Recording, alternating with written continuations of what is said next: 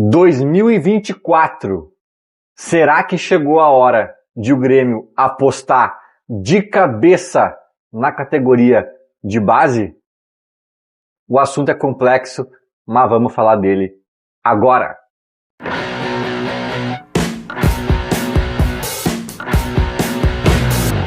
Começando mais um conteúdo, sempre com a força e o apoio da Esportes da Sorte, mais um ano apoiando o tricolor. Aposte em quem aposta no Grêmio, o link tá na descrição do vídeo. E o Jardiel, hein? O Jardiel tá dando o que falar, o Grêmio na copinha tá atropelando. O Jardiel, esse fez 2 hat-trick, não sei mais quantos gols bonitos, né? Entre eles alguns gols bonitos, e tá muito perto de, se o Grêmio for seguindo adiante, né, na copinha, ele tem muita possibilidade de até de ser o artilheiro histórico da competição. Então tem muitos elementos aí girando em torno do guri, que, repito, fez muitos gols e alguns deles de encher os olhos. Então tudo isso num momento em que o Grêmio tá sem um 9, né? O Grêmio tá órfão do Soares, o Grêmio tá tomando alguns revés aí no mercado e tá esse mistério.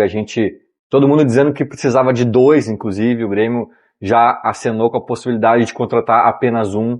Então, junta todo esse combo, né? É inevitável que a galera fale, tá, então vamos usar o Jardiel no time principal, é a vez dele, e também um pouco somado ali ao fato de a direção ter também sinalizado que não vai ser um ano de grandes investimentos, que a gente vai ter que olhar mais para dentro.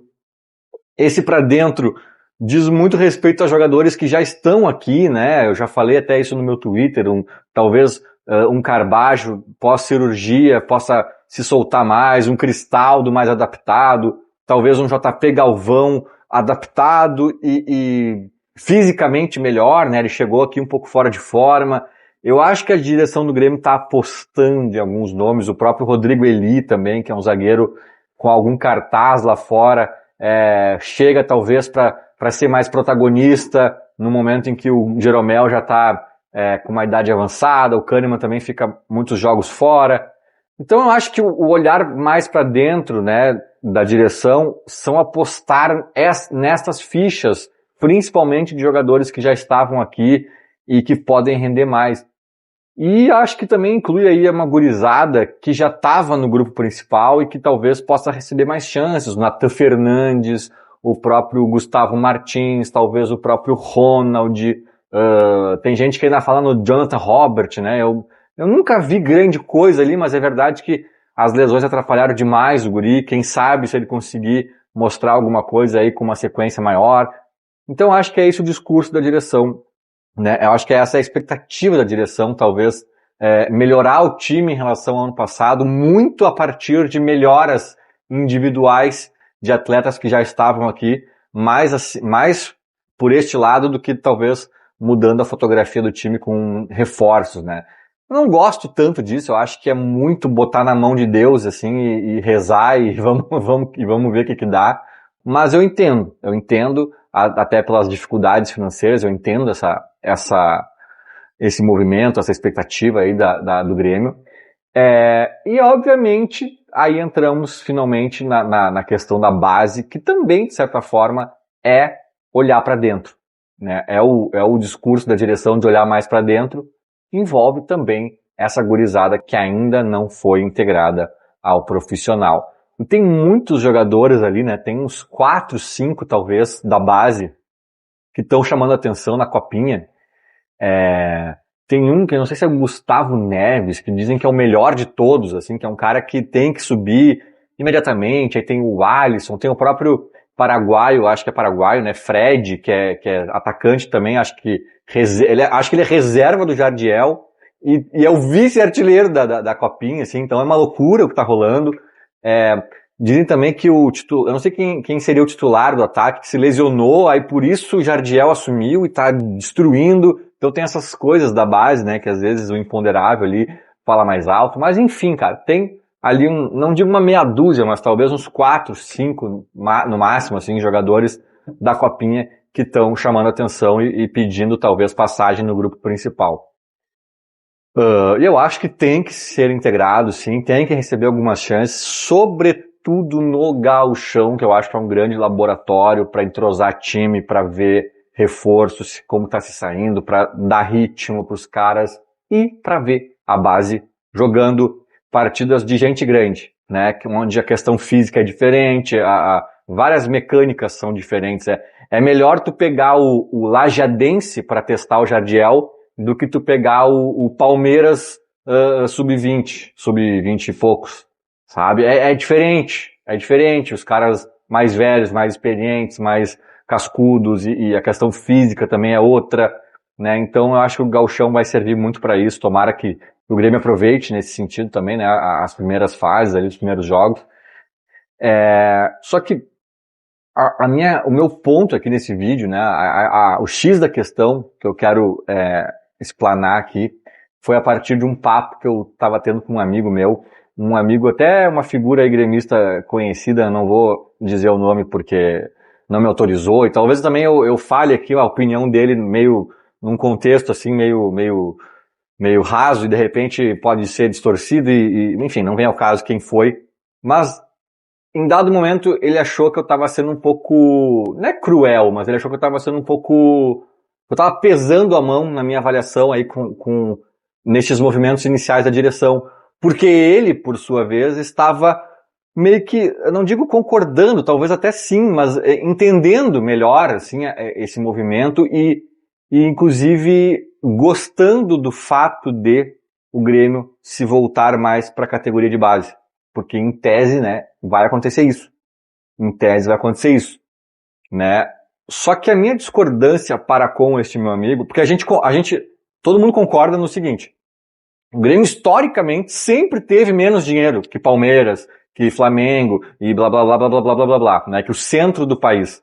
Às vezes dá umas descoladas maiores, aí entra uma parceria da Parmalat aqui, uma Crefisa acolá, e não sei o que, mas historicamente, com maiores ou menores discrepâncias, sempre foi assim, né? E o Grêmio se virava apostando em jogadores meio rejeitados, em criatividade aqui, oportunidade acolá, que sempre são mais difíceis de dar certo, né? A gente erra, a gente contrata 50 churins para achar um Jardel, né? Ou 50 não, 100 talvez, né? Mas é essa a história do Grêmio. E sobretudo, a história do Grêmio tem muito dedo da categoria de base nos grandes trunfos, porque é só na base que tu vai conseguir ter um Renato, é só na base que tu vai conseguir ter um Ronaldinho Gaúcho, um Lucas Leiva, sabe? É só com a categoria de base. Nisso aí todo mundo concorda. O Grêmio não tem capacidade nem de contratar um Everton Cebolinha, coisa que o Flamengo teve a capacidade.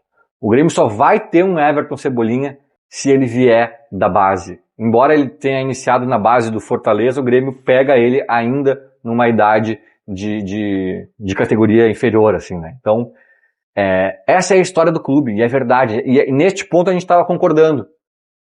A minha discordância é quando tu usa que a gestão Guerra, esse ano, tá adotando uma estratégia de valorizar a base. Aí, meus amigos, é aqui que o papo começa. O Grêmio está se voltando, talvez, eu nem sei se está, né? Porque, como eu disse, talvez o discurso do Grêmio de olhar para dentro seja mais esses jogadores experientes que já estavam no grupo, mas vá lá que se estenda para a base. Isso não é estratégia, na minha opinião. Isso é o que tem para hoje. É assim, tô de mãos atadas, vou ter que pegar a gente da base. Meio que, quase desespero. Né? Pelo menos o discurso da direção, em alguns momentos, foi o que me transmitiu, foi o que me comunicou, né?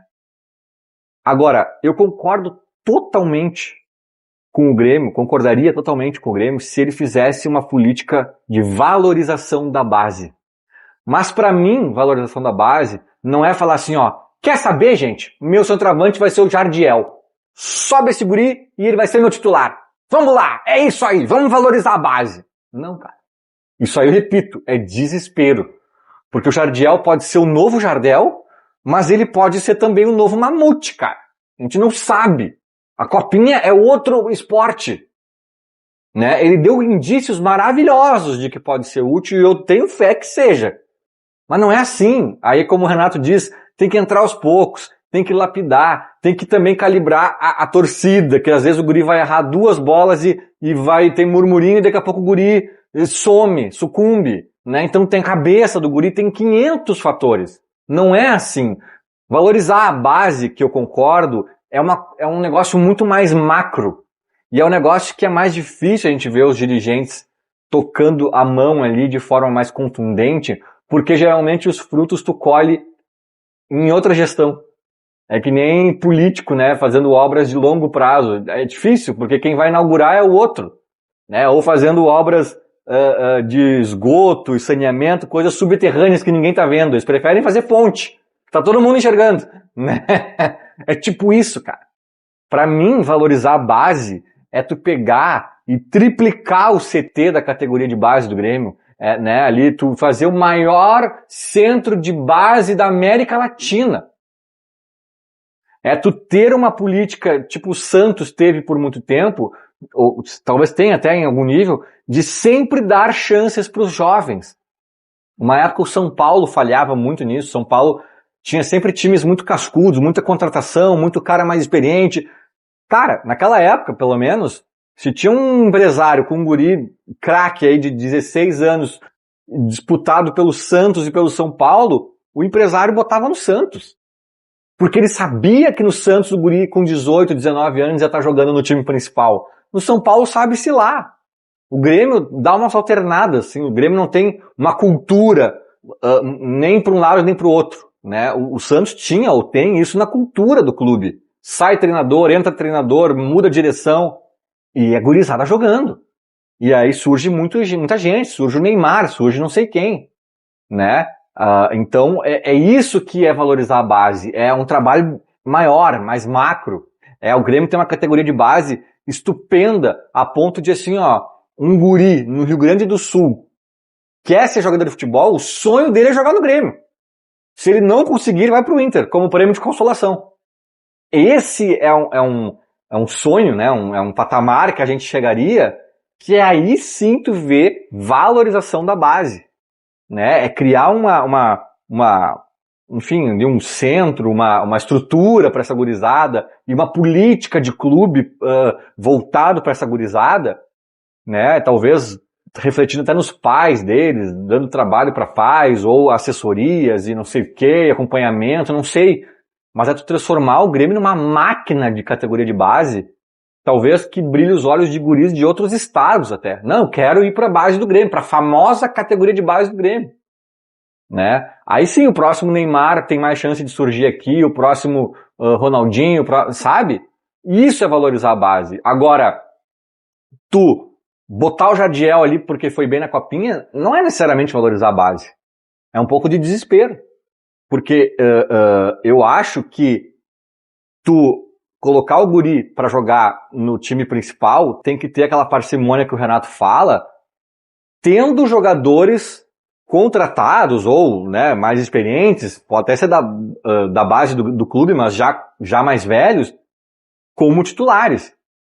Talvez até tu tenha que ter um titular, um reserva e sempre a terceira opção ser alguém da base. Talvez essa seja uma política legal.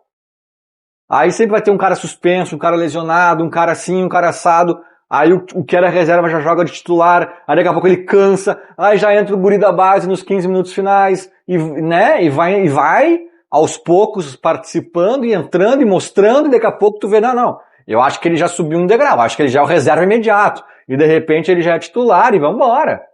Sabe? Porque assim, tem muitos fatores que envolvem a base, inclusive o time principal estar encorpado ou não. Se o time principal tiver uma bagunça, tiver fraco, o guri vai sucumbir. É o exemplo que eu dei até eu postei aqui o meu vídeo da participação lá na RDC TV, né? O Valdívia do Inter e o Luan do Grêmio. O Luan tocava uma pipoca no carro dele, o Valdívia era o pouco pica, não sei o que, e festejado, né? Porque o Inter tava bem e o Grêmio tava mal. As coisas se inverteram, em 2016 o Grêmio começou a ir bem, o Inter começou a ser rebaixado, o Valdívia saiu escorraçado do Beira-Rio, foi pro Avaí, eu acho, e o Luan virou o rei da América, né? Então também tem isso. Em que time tu coloca esse guri pra jogar? Em que contexto? Em que organização? Em que, sabe? Né? Uma coisa é botar o guri numa fria, outra coisa é colocar o guri num time encaixado. Aí tem mais chance de dar certo também. Então tem vários fatores. Agora falar assim, não, nós vamos começar a valorizar a base. Nosso time titular vai ser Marquezin, João Pedro, aí começa a citar Kahneman, zagueiro da base, lateral da base, não sei quem da base, volante da base, não sei o que, papapá, Alisson da base, Fred da base e Jardiel. Tu cita aí 7 caras da base. Isso não é valorizar a base, cara, isso é incinerar a base. Isso aí é queimar a base, é atropelar, né? Eu sempre falo do Lincoln, que jogou no Grêmio, esse cara pra mim era um bom jogador. Inclusive depois ele foi para Portugal, acho, sondado lá por grandes clubes da Europa e tal. Eu não sei onde é que ele anda hoje, tá? Mas o Lincoln estreou no Grêmio com 16 para 17 anos, uma coisa assim. Queimado, cara. Foi jogado na fogueira, aos leões ali, tipo, e era um Grêmio que não tava tão encaixado e tal. E aí o Lincoln, aí a galera já tem impaciência, já começou a pegar no pé, já descartaram o Lincoln. Aí anos depois surgiram outras safras. Lá, Matheus Henrique, Jean-Pierre e companhia. E eu caí pra trás quando eu vi que o Lincoln tinha a idade do Jean-Pierre. O Lincoln tinha a idade do Jean-Pierre. Cara, o Lincoln jogou, eu acho que quando o Luxemburgo era do Grêmio. E o Jean-Pierre estreou no Grêmio relativamente cedo, no jovem, 20 e poucos anos. Sabe? O Lincoln tinha a idade do Jean-Pierre. Tem, né? A idade do Jean-Pierre. O Jean-Pierre estava estreando na profissional do Grêmio, o Lincoln já tinha jogado em 18 países, já tinha 16 filhos, já falava 14 idiomas e já estava pensando em se aposentar. E eles tinham a mesma idade. Então, assim, o Grêmio queimou a largada com o Lincoln. Depois, com o tempo, ele se reencontrou, parece que agora tá jogando bem, tá sendo cobiçado lá fora e era um cara que tinha potencial. Mas, né, se o cara não é um Ronaldinho Gaúcho, se o cara não é um Neymar, um cara que tu já vê na base lá com 12, 14 anos que, esse aqui é diferente. Se o cara não é isso, cara, calma. Calma que tudo pode acontecer. Até às vezes quando é isso, pode dar zebra. Mas se nem isso era antes, então calma, né? Eu boto fé que o Grêmio comece a botar esses guris no profissional, no Renato ver, pra treinar junto, pra jogar um gauchãozinho aqui, uns minutinhos a colar. Eu quero muito que faça isso. Mas isso não é necessariamente valorizar a base. Isso aí é fazer o óbvio, é fazer o trabalho que tem que ser feito com a base. Valorizar a base é um negócio que vem por trás, que é muito maior, que é macro, que é estratégico. E eu acho que o Grêmio tinha que fazer também, né? Porque é um benefício a médio e longo prazo. Feito! Era mais ou menos isso. Falou, abraço!